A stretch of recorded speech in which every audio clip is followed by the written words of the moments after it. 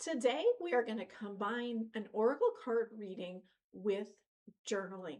This is hands down one of my favorite ways to get guidance from spirit and at the same time take action on it immediately. The way that I do this is I set the intention of the information that I want and then ask my guides to direct me to the right source. So typically for me, I take my hand and I hover it over my card decks, and one of them will activate my hand, and that's the one that I start with. I also use this technique with books, such as the Four Agreements, open to a random page and take the paragraph. So for today's session with you, I'm going to share with you the reading that I did. We are going to journal for 10 minutes together, and then we will close out. So the deck that my guides had me use was Wisdom of the Oracle by Colette Baron-Reid. And here is our reading. So we have time to go, building blocks, and yin. So let's take this one at a time to review the message that I was receiving. First, it is time for something to go. It is time to move on. There is something you need to release. Now, this might be a job, a relationship, maybe a home. This can also be something like a mindset. It can be anything in your life that is no longer serving you, that isn't working, and it needs an adjustment. Now, this is not necessarily a complete and total reset. Maybe you love the company you work for, but not your job. And so the time to go could be the job portion, not the company. So keep an open mind as to what it is time to release. The second card is building blocks. And my guides with this wanted to be very specific that yes, everything needs a solid foundation. And yes, you want to start building that foundation, but building the foundation starts with planning what that foundation is going to be. So before you pivot, before you decide to leave, you want to take some time to plan what the next step is going to include. How is it going to look? How is it going to come to fruition? So one example would be if you're going to build a house, you don't say, I'm going to build a house and instantly go start building. Instead, you might work with an architect to create the vision of what you want your home to be, or you go to a builder who already has options for you. And even after you've decided on the home that you want to build, you work with the builder to determine all the different types of materials that you want, and maybe you go back and adjust the plans because the materials were too expensive. And only after all of this planning does the builder start to actually build the home. And so that's what they're talking about here. This is the planning phase. You are meeting with the architect to determine what the next step is in your life. Now, the guide said this yin card is very important because right now you are not in the action phase. Yin is about being receptive, preparing. It isn't about action, it's about that preparing. Also, with that, they wanted to be clear that on the receptivity part, this change might require you to have other people's input. So maybe you're asking for advice or you're asking your guides to send you signs. This isn't you have to figure it all out on your own and hit the ground running. It is being open to new ideas, open to help, and open to allowing things to happen when they are supposed to happen. So with that, I created some journal prompts for us to use today. And here they are. So let's go through each one of these before we get into our journaling. The first one is, what in my life is it time to release? So this is that early stage of what are we moving on from. What I recommend is starting with a list of things if you're not sure. If you know exactly what you want to move on from, then you'll do the other journal prompts. But if you know there might need to be a change or you're not sure and you're wondering why this showed up and why you're here, create a list of everything that it might still be time to release, and then go one at a time through each of those and ask yourself why you would want to and what might replace it. Now, the next question is, what values, beliefs, and dreams do I want to build my life on? This is the phase where you're dreaming and exploring what you want that foundation to be. Before you can go to an architect, you have to have some sort of an idea what you want. Do you want a ranch? Do you want a two-story? This is that question to start deciding some of those things.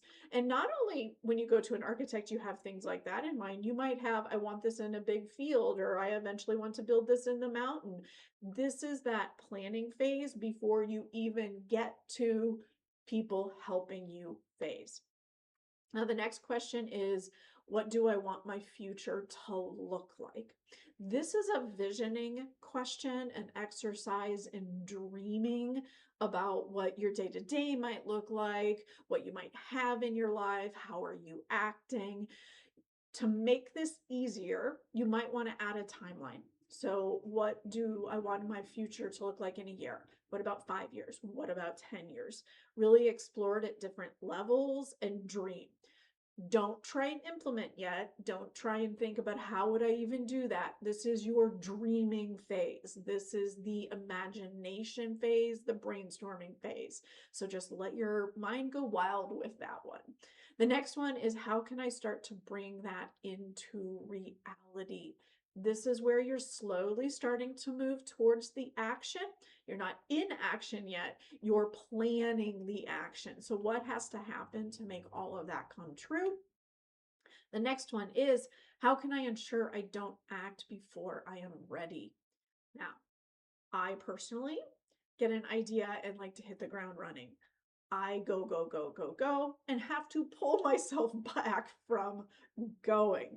And so sometimes you might need to plan out how you are going to do this. So for me, one of the things that I do is I make myself sleep on it. So if I get this great idea and I've outlined everything, I force myself to hold back and make sure it is exactly what I want and in line.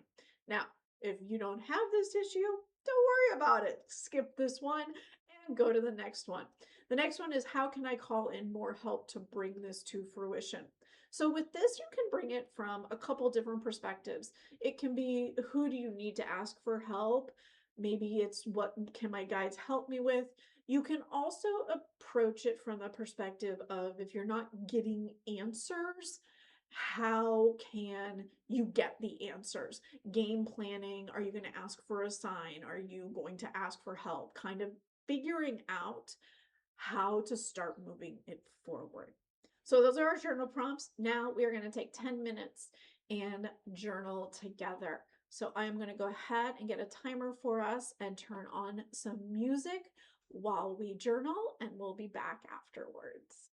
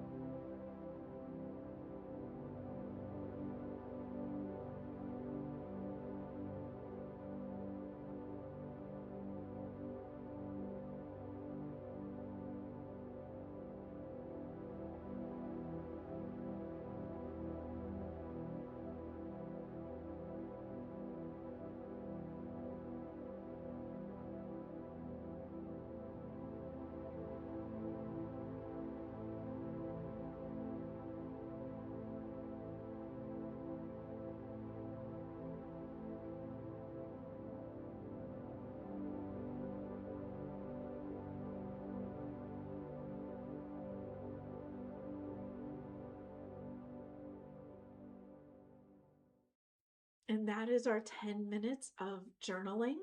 I want to share a little bit about what I uncovered because it might help you also take the next steps. So let's sit here so you can see me bigger. All right, so I've actually been working on this journaling session a couple of times. Once I drew the cards, I wanted to work through it. And what I have seen is that each time I go back to it, more is revealed and minor tweaks are made. And so my guides have made it very clear this isn't the type of life pivot that's urgent. It's not have to do it now. And that's why it's really important to build the blocks and take the time. That yin card is really, really critical in this process. So while I was journaling, I still had questions. I made tweaks. I even ended it on a question that I could then hand to my guides to bring me answers. And that is how you want to approach this. So sleep on it tonight, come back and journal on it again tomorrow, and keep doing that until you're confident in what is coming up for you. I hope you enjoyed this session. If you did, I would greatly appreciate a like, a subscribe, or a share. All of those greatly help my channel out. Again, thank you for joining me today. And until next time, have a fabulous week.